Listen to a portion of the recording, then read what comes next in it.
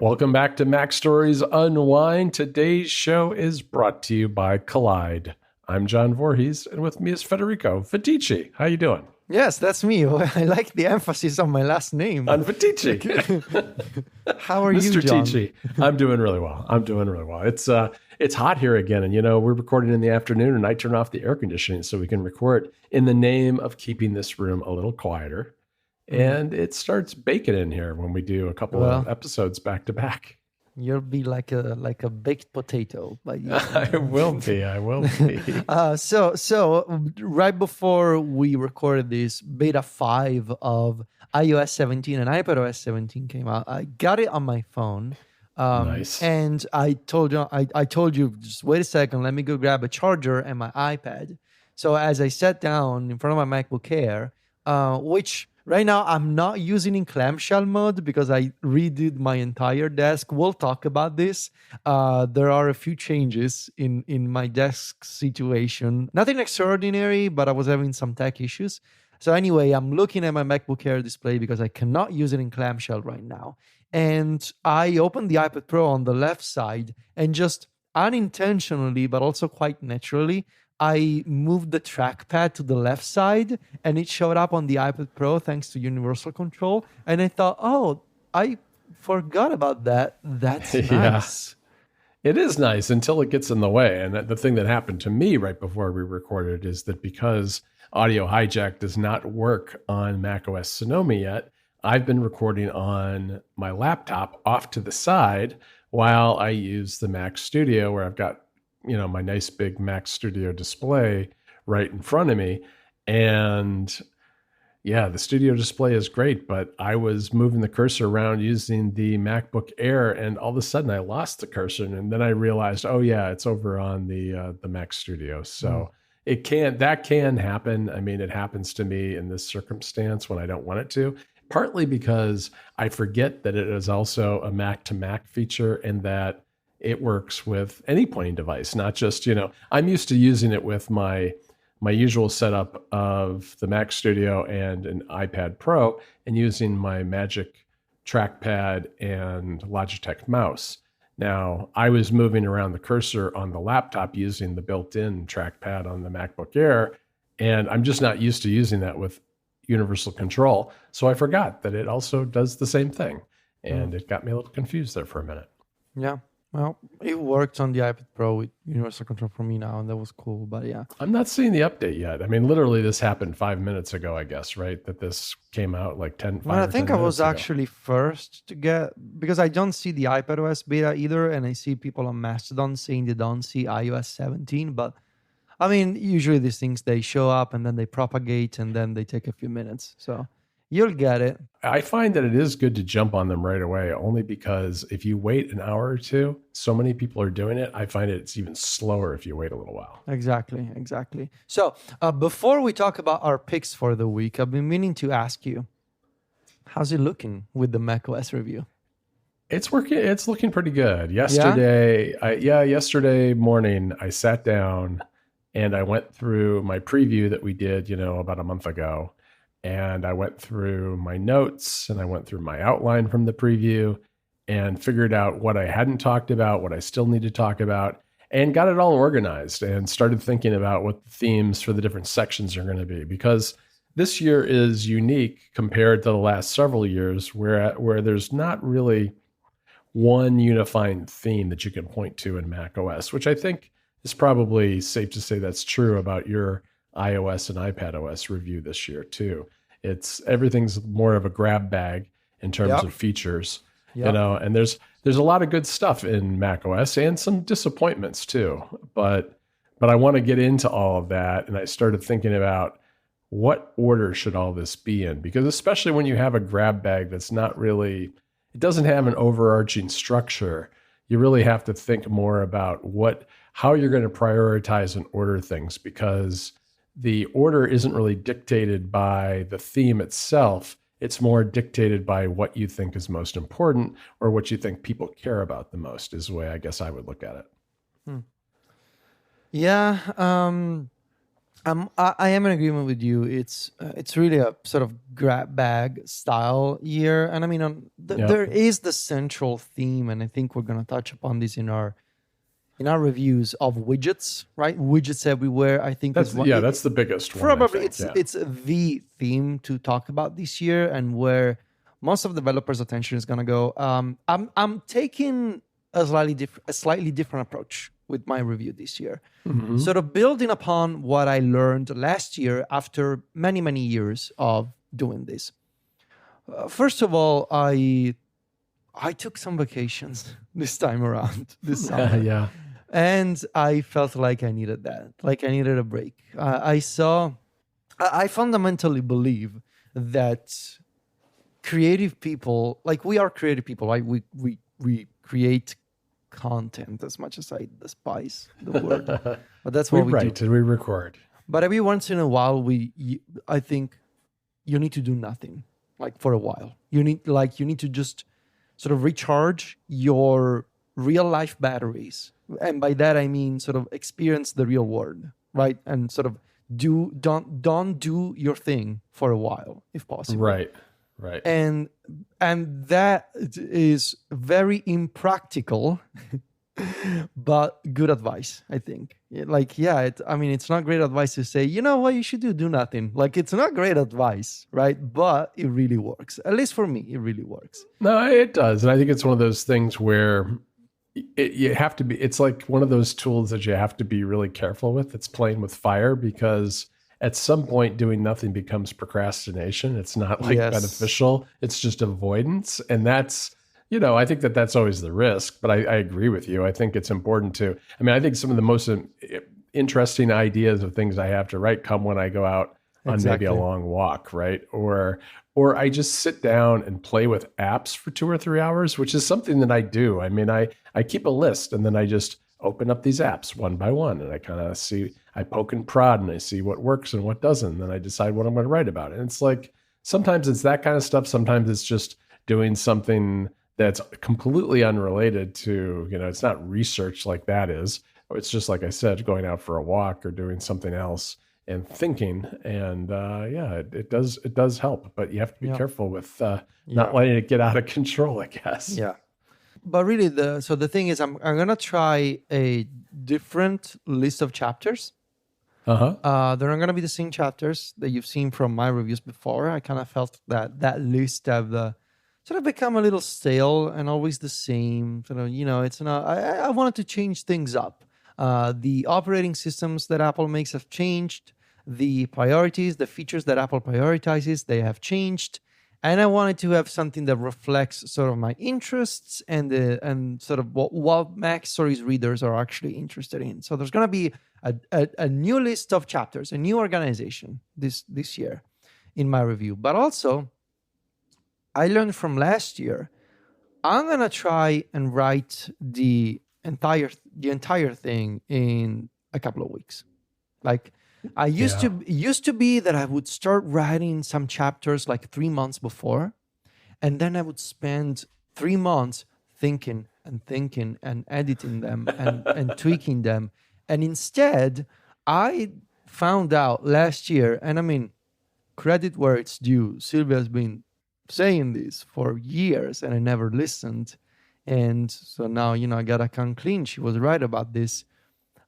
I feel like my voice, sort of my style, comes out better in a more satisfying for me to write, and I hope entertaining for people to read way, if I don't have that sort of long stretch of I'm gonna tweak this until I cannot stand it anymore.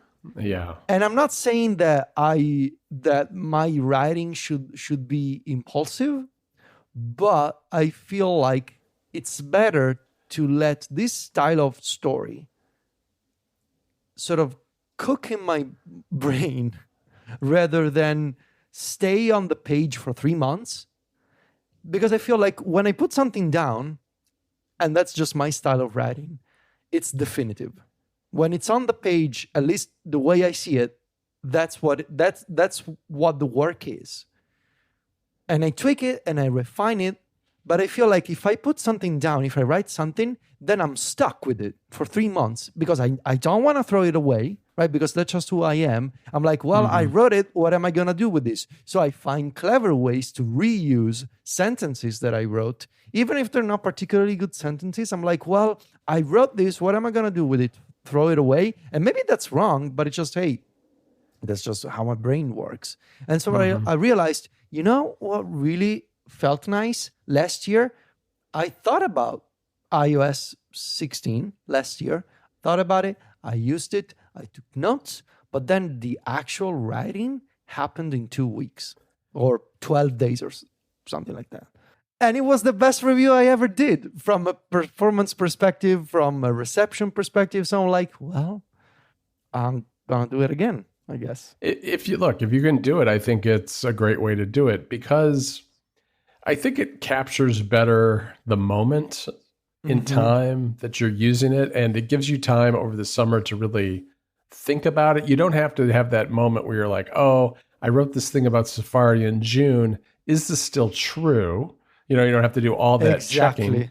Right. And then when you do that checking, then you start second guessing yourself about what you said and what your opinion was. Because yes, there are things that are like fact checking, like, is this still broken?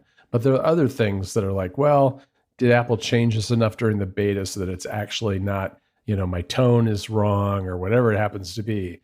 I feel like you are better off coming out with something and building it right before the release of the OS. Now, I've kind of been forced into that position, I guess, by my own, my own lifestyle, my own vacations, my own procrastination, whatever it happens to be, busyness or whatnot, and have done that for most of the reviews, done them all in one fell swoop. And it's exhausting because sometimes they're very long, and it does force you to, I think, also pick and choose what's most important, because you don't need 1,000 words on minor features. One of the things that I always do, I am going to have an everything else section again this year, because I look at this release and there's a whole hodgepodge of little features that are dropping into Mac OS, but I have it kind of broken into 2 sections. One section where each feature might, be worth a couple of paragraphs. But then I also always have a bullet list of the really small hidden things that I find that are worth mentioning because they're going to matter to some people, but not worth having, a whole section on or even a couple of paragraphs on. Yeah. So yeah, that's sort of where I am right now. You have a lot of notes. I have a defined list of chapters. I have some core themes that I'm gonna develop, but otherwise I'm just using the OS, testing a lot of apps, and just thinking about it and sort of letting the background process of my brain work on it, which is a weird thing to say, but that's how it works. And I guess at some point in late August, I'll sit down and get it done. That's sort of my approach. Yeah, August is my month too, because I realize that my September, for a lot of personal reasons, is going to be very busy. So, and I actually have a couple of weekends this month where I'm going to be by myself, and I'm going to use those 2 weekends to really crank hard on getting this thing out. So, it'll be. I think it's getting to the point where it's possible to write about this without it really becoming a problem. This episode of Mac Stories Unwind is brought to you by Collide. If you work in security or IT and your company has Okta, this message is for you. Have you noticed that for the past few years, the majority of data breaches and hacks you read about have something in common? It's the employees. Hackers absolutely love exploiting vulnerable employee devices and credentials. But it doesn't have to be that way. Imagine a world where only secure devices can access your cloud apps. In this world, phished credentials are useless to hackers, and you can manage every OS, even Linux, from a single dashboard. Best of all, you can get employees to fix their own device security issues without creating more work for IT. The good news is you don't have to imagine this world because you can just start using Collide. Collide is a device trust solution for companies with Okta, and it ensures that if a device isn't trusted and secure, it can't log into your cloud apps. Visit collide.com/MacStoriesUnwind to watch a demo and see how it works. That's KOLIDE.com/MacStoriesUnwind. Our thanks to Collide for their support of the show. All right, Federico, I have for you a pick, and it's an Apple TV Plus pick, the movie The Beanie Bubble. And I think this is right up your... Oh, is it about Beanie Babies? It is. Oh This my is God. all about Beanie. There's a whole movie about Beanie Babies. You got to watch this movie, Federico. I know we've talked about Beanie Babies in the past, and you're a child of the 90s. You know the Beanie Babies craze. Well, no, they were not in Italy, I don't think. I am familiar with it as an American thing. Yeah, well, that is part of the movie because at one point, the guy who runs the Thai toy company does not want to bring it international. He wants it to be just an American thing. Eventually, it did go international, and I don't know how international it went. It definitely went to like the UK and Japan, which is referred to in the movie, but I don't know how much further than that it went. But this was a company that was founded by a guy named Ty Warner and his business partner.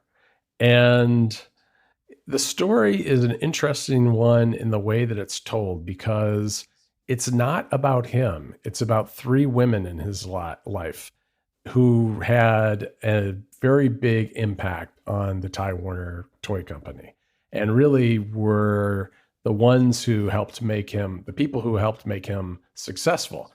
There's his original business partner. There's his wife down the road, his second wife, I guess. And also a young woman who out of high school started working in marketing and was one of the pioneers of online retail and marketing online, which is really interesting to see because this is all going down at the dawn of the internet. They're looking at message boards, Beanie Baby message boards on AOL, and eBay is founded, and Beanie Babies become huge on eBay. And it's, but it's a fun story for me because this all happened kind of in my neck of the woods in the suburbs of Chicago. Wow. Is where this company was founded. And this guy, Ty Warner, was very much a larger than life character who lived a couple of towns away from where I lived in the suburbs. And there's actually a park in a neighboring town from where my old house was called Ty Warner Park, which was a really nice park that I guess he must have donated money for or something before. I'm not sure if he went to prison, but he did eventually get in trouble for tax evasion and tax fraud. Okay. Yeah. But the story opens up with a really cool scene, which is a semi-trailer crashing on the highway and spilling out Beanie Babies all over the highway, and all the cars stopping and all the people jumping out of their cars and grabbing as many Beanie Babies as they could because it was such a craze, and it reminded me of NFTs because amazing. It had become this incredible, unlike NFTs, I guess, this incredible investment vehicle for a while, where people were literally buying and selling on eBay and making tens and hundreds of thousands of dollars on these little stuffed animals, which was absolutely bonkers. But what I loved about this story was because Ty Warner has kind of a checkered past, and with his tax evasion, and the company eventually failed. They still exist, but the Beanie bubble burst, and it was they were putting these things in landfills at some point. It's interesting that it's told from the perspective of these women who helped him become successful, but that he also ultimately manipulated and kind of left by the wayside. This young woman was making like minimum wage for years working for him, but making him like millions and millions and millions of dollars. And, his wife was supporting him, and his original business partner was getting a lot of the early deals done. And he was kind of like the ideas guy and kind of this flaky character who came up with a lot of the animals, which was important, I guess. But also, he had a lot of people supporting him, including these three women who he ended up burning in different ways along the way. And part of the story is about how they bounced back from that and how he ultimately was the one who lost out. But it's fun from a historical perspective too, to kind of see the early internet where, he's getting online for the first time, being shown what eBay is. And his immediate reaction is, these people are all making money off of our products in the secondary market. We should sue them all. They can't do this. This money should be ours, not theirs. That kind of thing. And you can kind of understand the mindset of someone who maybe had never seen the internet or thought about that kind of swap meet mentality of eBay in the early days. Why that would seem like somehow wrong. But in the end, it was one of the things that really propped up the company, because it drew, although other people were making the secondary market money, it was driving demand for the Beanie Babies themselves. And that's one of the reasons the company did so well. But it was a lot of fun watching, seeing people. I think they did a very good job of portraying the early internet and how it was a very big part of what made the Beanie Baby craze a thing. All right, so that just came out, Federico, like less than a week ago. I think it was last weekend that it turned up on TV Plus. So go check it out. It's about an hour and a half or 2 hours, something like that. I watched it the other night, and it was a lot of fun. All right, thanks to our sponsor again for this episode. That's Collide. You can find me and Federico at macstories.net. We're also on Instagram. Federico is at Viticci. That's VITICCI. And I'm at John Voorhees. JOHNVOORHWS. Talk to you next week, Federico. Ciao, John.